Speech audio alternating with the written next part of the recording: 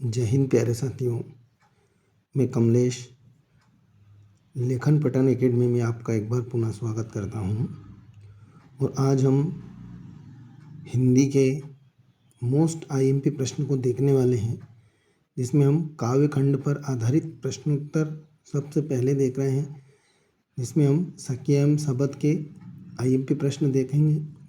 मानसरोवर से कवि कोष्टक में कबीर का क्या आशय है, लिखिए। पहला प्रश्न है, कवि कबीर ने सच्चे प्रेमी की क्या कसौटी बताइए। प्रश्न नंबर दूसरा है, कबीर ने किस प्रकार के ज्ञान को महत्व दिया है। प्रश्न नंबर तीसरा है। प्रश्न नंबर चौथा है, इस संसार में सच्चा संत कौन कहलाता है। प्रश्न नंबर पाँचवा है, किसी भी व्यक्ति की पहचान उसके कुल से या उसके कार्यों से है, तर्क सहित उत्तर दीजिए। अगला प्रश्न है आपका, मनुष्य ईश्वर को कहाँ कहाँ ढूंढता फिरता है। नेक्स्ट प्रश्न है आपका, कबीर ने ईश्वर प्राप्ति के लिए किन किन प्रचलित विश्वासों का खंडन किया है। प्रश्न नंबर 9 है आपका, कबीर ने ईश्वर को सब श्वासों की श्वास में क्यों कहा है। अगला प्रश्न है आपका, प्रश्न नंबर 10 है आपका, ज्ञान की आंधी का भक्त के जीवन पर क्या प्रभाव पड़ता है।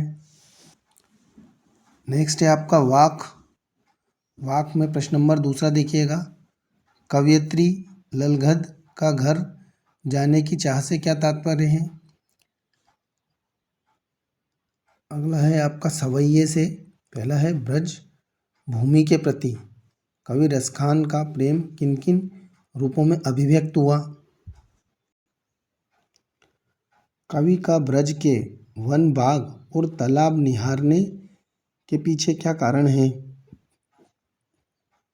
प्रश्न नंबर तीसरा है आपका, सखी ने गोपी से कृष्ण का कैसा रूप धारण करने का आग्रह किया, अपने शब्दों में वर्णन कीजिए। प्रश्न नंबर 6 है, कालिंदी कुल कंदब की डारन में कौन सा अलंकार है। कैदी और कोकिला में प्रश्न नंबर पहला है, कोयल की कूक सुनकर कवि माखनलाल चतुर्वेदी की क्या प्रतिक्रिया थी, लिखिए। प्रश्न नंबर दूसरा है, किस शासन की तुलना ते के प्रभाव से की गई और क्यों। किस शासन की तुलना तम के प्रभाव से की गई और क्यों। अगला प्रश्न है, प्रश्न नंबर 5 है, कवि माखनलाल को कोयल से ईर्ष्या क्यों हो रही है। प्रश्न है आपका अगला, प्रश्न नंबर 7 है, हथकड़ियों को गहना क्यों कहा गया है। प्रश्न नंबर 11 है, अर्धरात्रि में कोयल की चीख से कवि को क्या अंदेशा है। ग्रामाश्री में कवि ने गांव को हरता जनमन क्यों कहा है। नेक्स्ट है आपका, गांव को मार का डिब्बे सा खुला क्यों कहा गया है। अगला है, अरहर और सनई के खेत कवि को कैसे दिखाई देते हैं। अगला प्रश्न है आपका, सुमित्रानंद पंत के भाव सौंदर्य की विशेषताएं लिखिए। अगला है आपका, मेघ आएगा लता ने बादल रूपी मेहमान को किस तरह देखा और क्यों।